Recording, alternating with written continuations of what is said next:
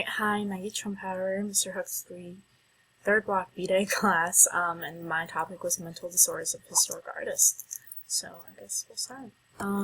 Why am I interested in this topic? Well, I really do love art. It's always been an interest of mine. So when I thought about what topic I wanted to do, since he really let the gates open for us to choose whatever we wanted to, I decided I really wanted to do something art related. So I decided to look up some of my favorite artists and find out what influenced them to do their art, and a lot of them had mental disorders, which really impacted the way they portrayed their subjects in their art and what art subjects they even chose to do.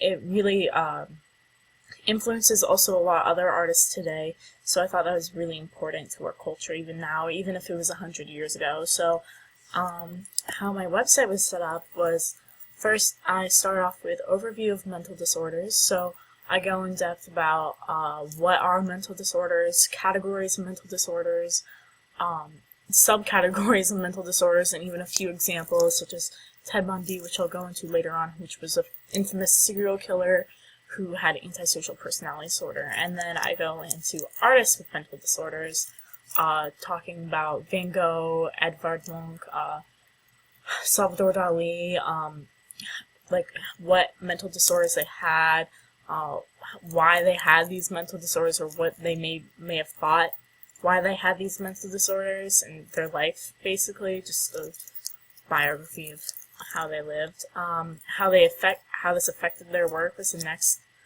subcategory, which was basically how their mental diseases would affect their work, painting style, maybe the subject matter they chose, and I go a little bit into depth with that. And then treatment of mental disorders during our day of age, which was mid-1800s to mid-1900s, and I discussed the different types of treatment they did, mental insane asylums, such as the one that Van Gogh was checked into in Saint Remy, France, which I'll go into later. And obviously conclusion, which is the nature versus nurture issue on why they have these mental disorders. And also, just to wrap up, critics, if some scientists think that they may not even had mental disorders, how this affected their work, maybe they were just extremely creative. So that's my website, and I really hope you enjoy it and learn something from it.